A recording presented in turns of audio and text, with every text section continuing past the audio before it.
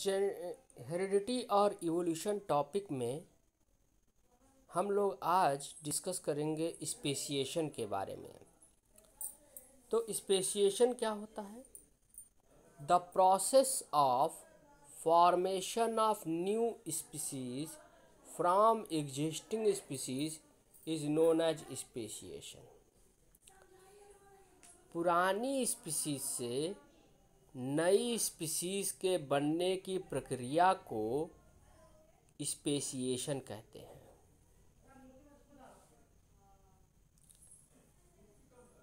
नई species, formation of new species from existing species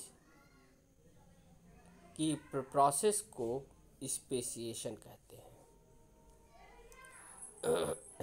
इस प्रक्रिया में बहुत सारे फैक्टर्स इन्वॉल्व होते हैं, जैसे accumulation of variations, physical barrier, genetic drift, natural selection and migration. सबसे पहले हम लोग एक्यूमुलेशन ऑफ वेरिएशंस देखेंगे। The differences between the individuals of the same species is called variation.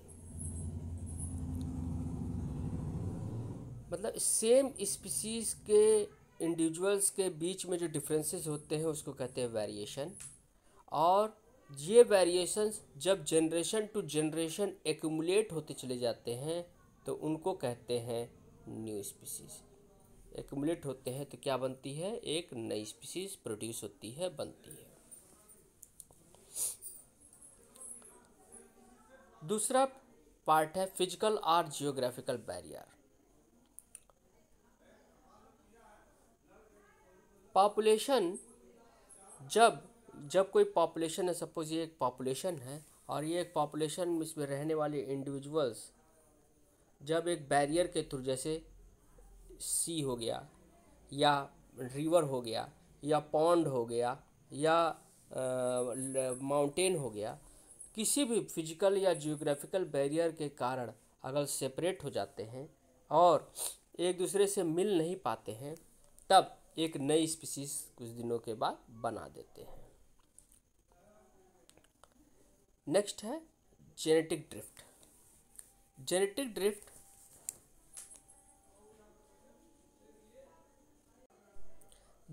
Drift it is the random change in the frequency of allele or gene pair in a population over successive generation is called genetic drift। किसी भी population में जो gene pair या allele होते हैं उसकी frequency जब over कई जनरेशन्स में जब चेंज होती चली जाती है तो उसको कहते हैं जेनेटिक ड्रिफ्ट।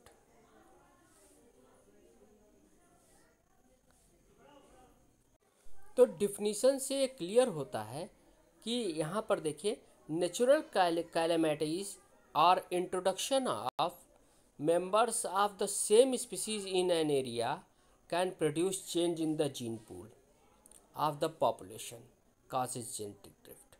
देखिए, तो कहता है कि किसी भी पॉपुलेशन में अगर कोई नेचुरल कैलेमिटीज़ होती है, प्राकृतिक घटनाएं होती हैं, आपदाएं होती हैं, या कोई एक नई स्पीसीज या नए मेंबर्स इंट्रोड्यूस होते हैं उस पॉपुलेशन में, तो वहाँ की जीन फ्रीक्वेंसी चेंज हो जाती है, तो उसको जेनेटिक ड्रिफ्ट कहते हैं। और इसके कारण नए वेरिएशंस डेवलप होते हैं और ये नए वेरिएशन पॉपुलेशन कॉज करते हैं, ये नए वेरिएशन स्पेसिएशन कॉज करते हैं।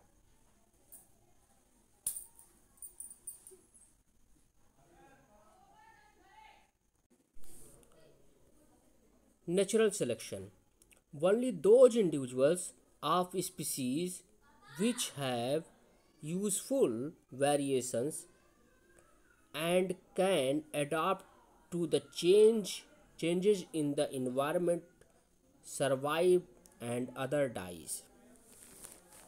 कहता है कि ऐसे इंडिविजुअल्स जो इसमें यूजफुल वेरिएशंस होते हैं और उस इन्वायरमेंट के अकॉर्डिंग एडाप्ट कर जाते हैं तो वही सरवाइव करते हैं, बाकी सब डाई कर जाते हैं। These organisms can produce variation and form new species, और ऐसे ऑर्गेनिजम्स वेरिएशन प्रोड्यूस करते हैं और एक नई स्पीसीज बनाते हैं।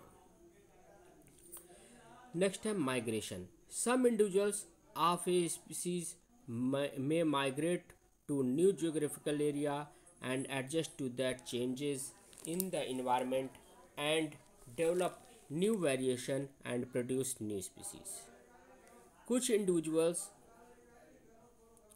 नए जियोग्राफिकल एरिया में इंट्रोड्यूस करते हैं, जाते हैं और वहाँ के इन्वायरमेंट के अकॉर्डिंग अपने आप को एडजस्ट करते हैं, जिससे नई वेरिएशन डेवलप होती है और एक नई स्पीसीज बनती है। ये जितने भी फैक्टर्स हम लोगों ने पढ़े, ये सारे फैक्टर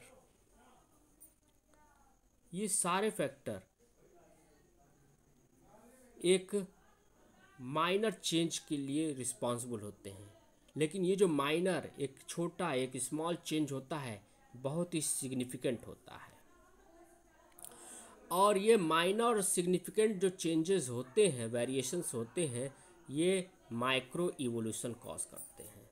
मतलब एक बड़ा इवोल्यूशन होने से पहले एक छोटे छोटे कई इवोल्यूशन होते हैं, जिसको कहते हैं माइक्रो इवोल्यूशन। माइक्रो इवोल्यूशन क्या होता है? ओरिजिन ऑफ न्यू फॉर्म और variants due to small but significant changes in the population is called micro evolution. नए रूप या वेरिएंट्स का डेवलप होना छोटे छोटे स्मॉल लेकिन सिग्निफिकेंट महत्वपूर्ण चेंजेस के द्वारा किसी भी पॉपुलेशन में जब होता है तो उसको कहते हैं micro evolution. Due to this sub species form, इसके कारण इन चेंजेस जो मेजर फैक्टर्स हैं जिसके कारण माइक्रो इवोल्यूशन कॉज हुआ, इन सब के कारण एक सब स्पीसीज बनती है जो दूसरी सब स्पीसीज से डिफरेंट होती है और अपनी पेरेंट स्पीसीज से भी डिफरेंट होती है। और ये स्पीसीज जो डिफरेंट होती है, ये चेंजेस जो उसके अंदर आते हैं, ये सारे चेंजेस उसके अंदर डीएनए में भी होते हैं और गैमीट्स में भी होते हैं। और ये चेंजेस लगातार जनरेशन टू जनरेशन पीढ़ी दर पीढ़ी ये चेंजेस होते चले जाते हैं। और काफ़ी लंबे समय के बाद इतना ज़्यादा चेंज हो जाता है कि ये दोनों पॉपुलेशन के इंडिविजुअल्स अगर आपस में इंटरब्रीड करना भी चाहते हैं, अगर पॉपुलेशन ए और पॉपुलेशन बी है जो कभी एक ही पॉपुलेशन के हुआ करते थे, जो कभी एक ही पॉपुलेशन के हुआ करते थे, पॉपुलेशन पी के हुआ करते थे, आज क्या हो गए? सेपरेट हो गए और अलग अलग हो गए। जो आज इंटरब्रीड नहीं कर सकते हैं, आपस में रिप्रोडक्शन के दौरान अपने जैसे फर्टाइल संतान की उत्पत्ति नहीं कर सकते हैं, और तब ये सिचुएशन कहलाती है कि इवोल्यूशन हुआ है और एक नई स्पीसीज बनी है। तो स्पीसीज क्या, इस प्रोसेस को कहते हैं, इस तरीके से एक नई स्पीसीज बनती है। तो स्पीसीज क्या होते हैं? A group of similar individuals that belong to a population that can interbreed and produce fertile offspring। मतलब किसी भी इंडिविजुअल का अपने जैसे फर्टाइल संतान की उत्पत्ति करना स्पीसीज कहलाता है। कंडीशन क्या है? कि वो उसके जैसा ही हो, पेरेंट्स के अकॉर्डिंग ही हो, और दूसरा फर्टाइल होना। ये दोनों कंडीशन बहुत ही ज़रूरी है। एक तो सिमिलर होना चाहिए और दूसरा फर्टाइल होना चाहिए, तभी वो स्पीसीज की कैटेगरी में आएगा। तो दो स्पीसीज कैसे हो गई?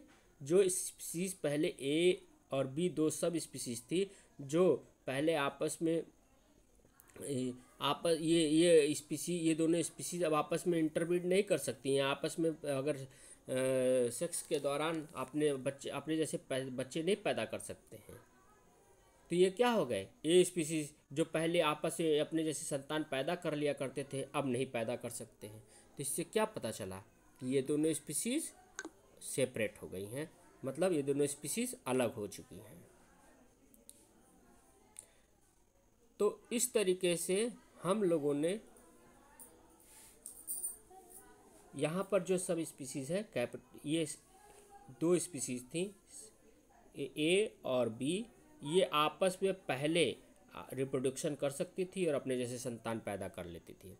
लेकिन जब इनमें वेरिएशन हो गया, चेंजेस बहुत ज़्यादा हो गए, तो बाद में ये आपस में इंटरब्रीड करने पर अपने जैसे फर्टाइल संतान नहीं पैदा कर पाए। तब हम इनको एक सेपरेट स्पीसीज़ की तरह से ट्रीट करने लगेंगे। तो इस तरीके से नई स्पीसीज़ बन गई। तो स्पीसीज़ के डिफिनीशन के अकॉर्डिंग क्या है कि जो अपने जैसे फर्टाइल संतान पैदा करे, फर्टाइल संतान अपने जैसे पैदा कर सकते हैं इंटरब्रीड के दौरान, तो इसको हम कहते हैं स्पीसीज़ है। तो इस तरीके से आज हम लोगों ने स्पेसिएशन के बारे में स्टडी किया। Thank you.